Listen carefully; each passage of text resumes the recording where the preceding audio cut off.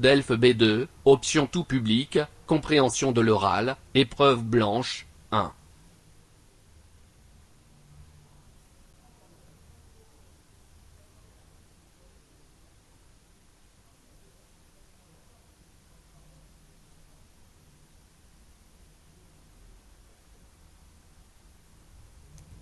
Vous allez écouter plusieurs documents.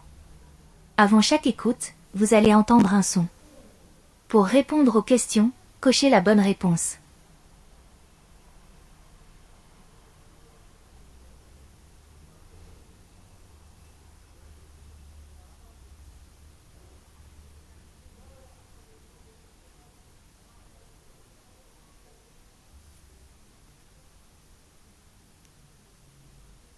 Exercice 2. Vous allez écouter 2 fois un document. Vous écoutez une émission à la radio. Lisez les questions, écoutez le document, puis répondez.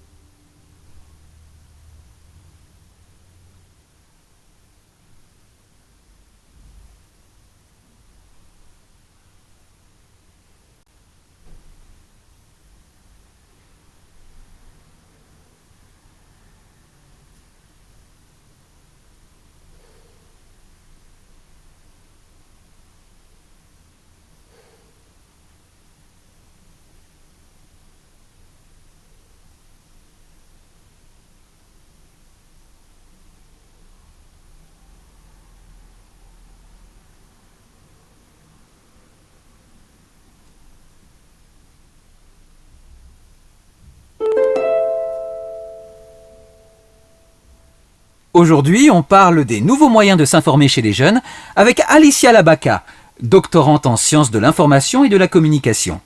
Bonjour Alicia. Bonjour.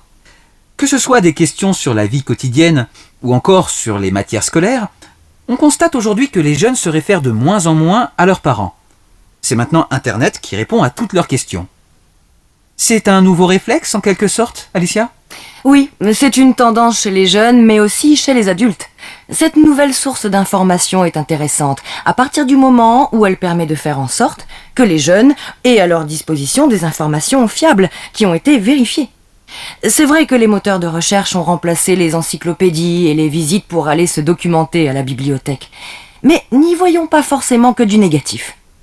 Les jeunes, quelles que soient les générations, ont un véritable intérêt, un appétit démesuré pour apprendre de nouvelles choses, pour se renseigner sur tout et n'importe quoi. C'est justement ça la force de la jeunesse.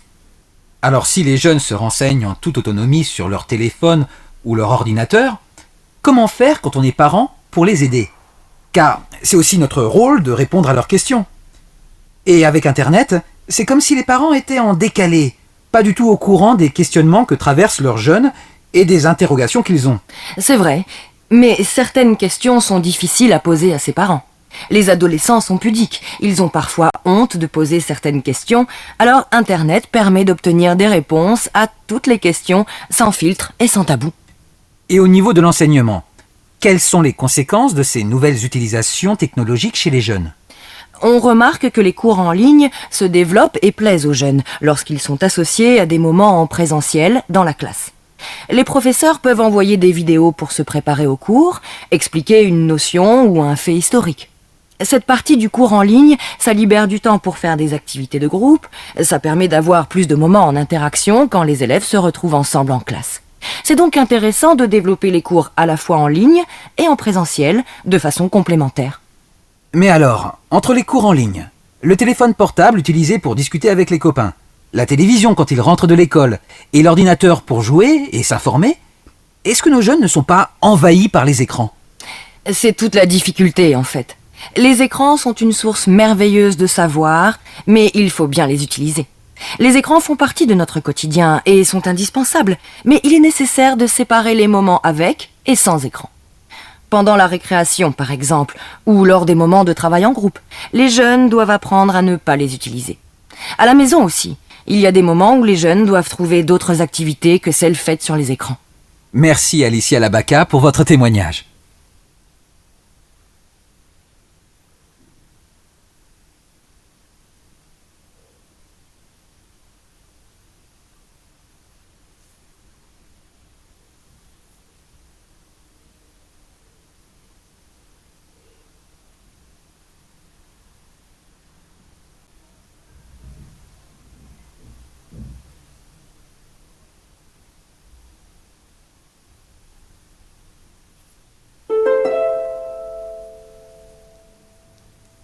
Aujourd'hui, on parle des nouveaux moyens de s'informer chez les jeunes avec Alicia Labaca, doctorante en sciences de l'information et de la communication. Bonjour Alicia. Bonjour. Que ce soit des questions sur la vie quotidienne ou encore sur les matières scolaires, on constate aujourd'hui que les jeunes se réfèrent de moins en moins à leurs parents. C'est maintenant Internet qui répond à toutes leurs questions. C'est un nouveau réflexe en quelque sorte, Alicia ? Oui, c'est une tendance chez les jeunes, mais aussi chez les adultes. Cette nouvelle source d'information est intéressante à partir du moment où elle permet de faire en sorte que les jeunes aient à leur disposition des informations fiables qui ont été vérifiées. C'est vrai que les moteurs de recherche ont remplacé les encyclopédies et les visites pour aller se documenter à la bibliothèque. Mais n'y voyons pas forcément que du négatif. Les jeunes, quelles que soient les générations, ont un véritable intérêt, un appétit démesuré pour apprendre de nouvelles choses, pour se renseigner sur tout et n'importe quoi. C'est justement ça la force de la jeunesse. Alors si les jeunes se renseignent en toute autonomie sur leur téléphone ou leur ordinateur, comment faire quand on est parent pour les aider ? Car c'est aussi notre rôle de répondre à leurs questions. Et avec Internet, c'est comme si les parents étaient en décalé, pas du tout au courant des questionnements que traversent leurs jeunes et des interrogations qu'ils ont. C'est vrai, mais certaines questions sont difficiles à poser à ses parents. Les adolescents sont pudiques, ils ont parfois honte de poser certaines questions, alors Internet permet d'obtenir des réponses à toutes les questions sans filtre et sans tabou. Et au niveau de l'enseignement, quelles sont les conséquences de ces nouvelles utilisations technologiques chez les jeunes ? On remarque que les cours en ligne se développent et plaisent aux jeunes lorsqu'ils sont associés à des moments en présentiel dans la classe. Les professeurs peuvent envoyer des vidéos pour se préparer au cours, expliquer une notion ou un fait historique. Cette partie du cours en ligne, ça libère du temps pour faire des activités de groupe, ça permet d'avoir plus de moments en interaction quand les élèves se retrouvent ensemble en classe. C'est donc intéressant de développer les cours à la fois en ligne et en présentiel, de façon complémentaire. Mais alors, entre les cours en ligne, le téléphone portable utilisé pour discuter avec les copains, la télévision quand ils rentrent de l'école et l'ordinateur pour jouer et s'informer, est-ce que nos jeunes ne sont pas envahis par les écrans ? C'est toute la difficulté en fait. Les écrans sont une source merveilleuse de savoir, mais il faut bien les utiliser. Les écrans font partie de notre quotidien et sont indispensables, mais il est nécessaire de séparer les moments avec et sans écran. Pendant la récréation, par exemple, ou lors des moments de travail en groupe, les jeunes doivent apprendre à ne pas les utiliser. À la maison aussi, il y a des moments où les jeunes doivent trouver d'autres activités que celles faites sur les écrans. Merci Alicia Labaca pour votre témoignage.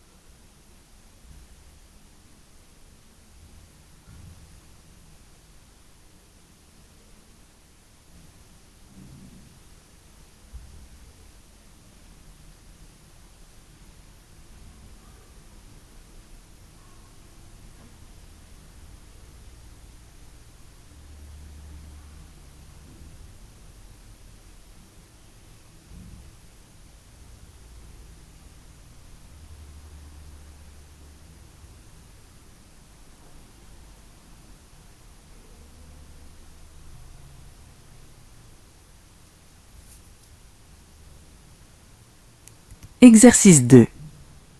Vous allez écouter 2 fois un document. document. Vous écoutez une émission à la radio. Lisez les questions, écoutez le document, puis répondez.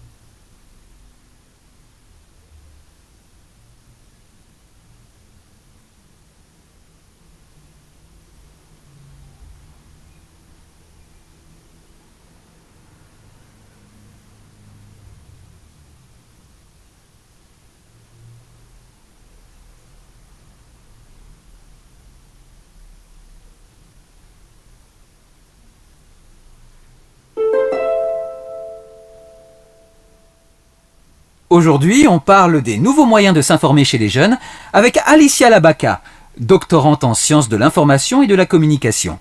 Bonjour Alicia. Bonjour. Que ce soit des questions sur la vie quotidienne ou encore sur les matières scolaires, on constate aujourd'hui que les jeunes se réfèrent de moins en moins à leurs parents. C'est maintenant Internet qui répond à toutes leurs questions. C'est un nouveau réflexe en quelque sorte, Alicia ? Oui, c'est une tendance chez les jeunes, mais aussi chez les adultes. Cette nouvelle source d'information est intéressante à partir du moment où elle permet de faire en sorte que les jeunes aient à leur disposition des informations fiables qui ont été vérifiées.